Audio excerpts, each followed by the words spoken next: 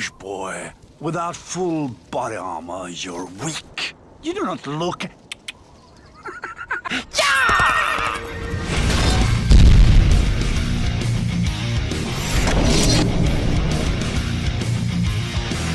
What's up, Internet? Welcome to Fiction Forge, the show that amps up your artistic arsenal. Everyone's favorite anti-holiday is here once again, and we have another great project for you to nerd out hard this Halloween. For some time now, we've had our eye on the insanely creative things people can do with EVA foam. I mean, what's actually possible is absolutely astounding. And we figured Halloween is as good an excuse as any to have our first crack at some foam smithing. And these suits of armor are what we managed to come up with. Not too shabby for first timers, I'd say.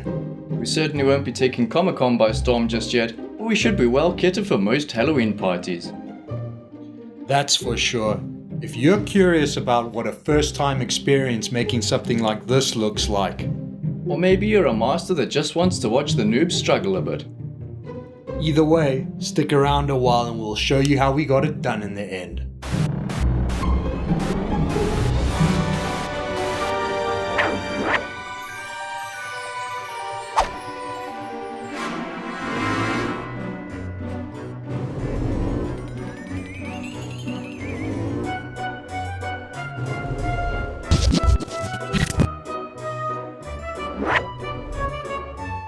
EVA foam is very versatile, and it's generally cheaper and easier to work with than the materials it's used to mimic.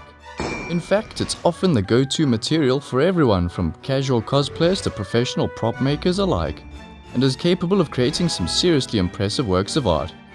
And after watching some of the excellent guides by pro foamsmiths, we knew we had to try our hand at creating some of our own foam masterpieces.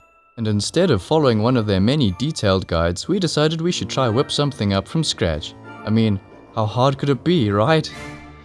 So, after looking around online at different suits of armor for inspiration, and armed with some useful knowledge gleaned from excellent guides, we were ready to get started. If you're skilled with graphic design software like Mike, you can create yours on a computer. Or you can plan it out on paper like me if you prefer a more hands-on approach.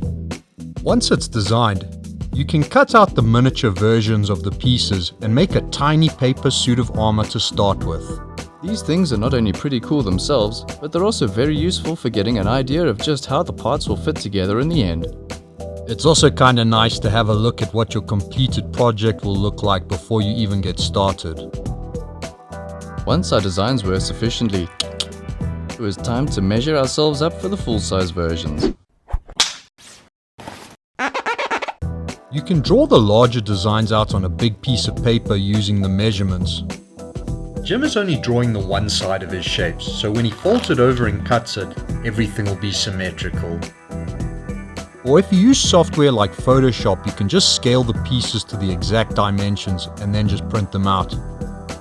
Remember to add registration marks if you're going to print them out to help line the pieces up when you stick the stencils together. Remember, the larger parts will need to be printed on multiple A4 pages. And then it's time to cut them out.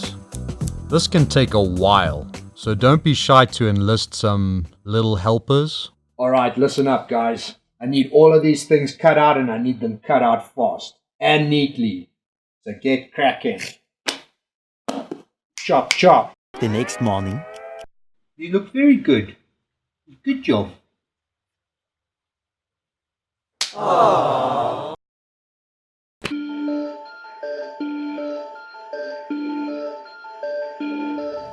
After all the bits are cut out and stuck together, we're ready to start tracing them onto the foam. We're going to add a bit of press stick to the back of the paper to stop it from moving around while we trace out the patterns with a Sharpie.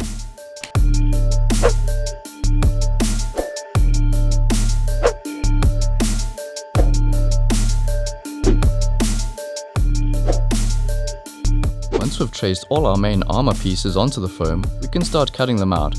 A good sharp knife is highly recommended for nice clean cuts. And a few extra blades helps too, because the foam will blunten them in no time.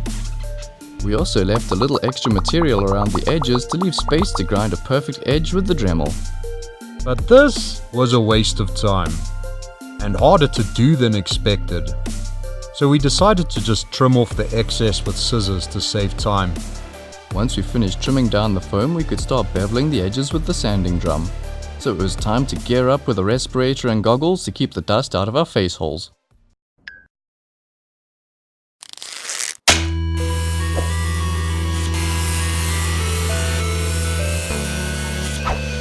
And once all the edge beveling was completed, we were ready to move on to the next step. The foam doesn't really retain its shape too well when you band it. You're gonna have to fix that. To do this, we're gonna use a heat gun. If you haven't used one before, it's kinda like a hairdryer, but on steroids. Let's plug that bad boy in and see what it can do. That's too much heat. After figuring out the right temperature, we'll warm our armor pieces up and then bend them into the shapes we want. With all our main armor pieces bent into the right shapes, we figured it was a good time to make some detail pieces. We designed them the same way we made our other patterns and then traced the patterns onto the thin foam sheets.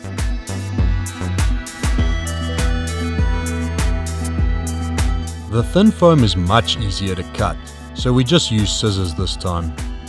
These details will make our main pieces look like they're covered in armor plates, which should make them look even more than they do already. Next, we had to figure out what order to paint and glue everything in. We originally planned to paint and then glue everything down. But the problem there is the contact cement we intended to use didn't seem to stick to the paint too well, so we'd need to glue everything down first before we painted it. But if we did that, then we'd have to do a hell of a lot of masking to prevent getting the main and detail colors mixed up when we paint them. But this is actually how Bill Doran does it. Making masks for each little piece would take quite a bit of time though.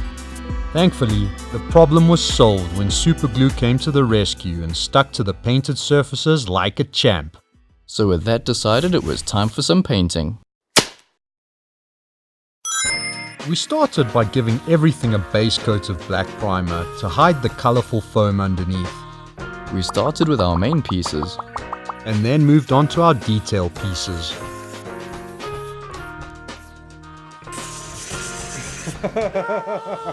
After letting the primer dry, we moved on to giving our main pieces a coat of gunmetal grey. And then we gave most of the detail pieces a coat of silver to make them stand out. Oh look! A bird also decided to help out.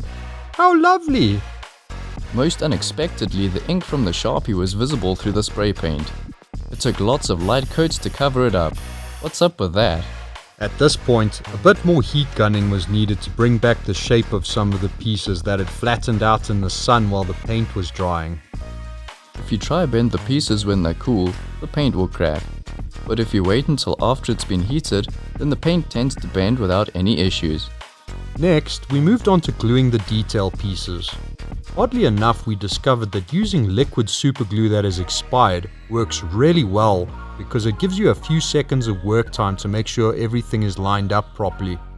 After running out of that glue, we had to start using the instant stick variety, which made life a little trickier. We soon figured out that using a tiny drop to first pin the piece into place, and then adding more to stick the sides down worked well too.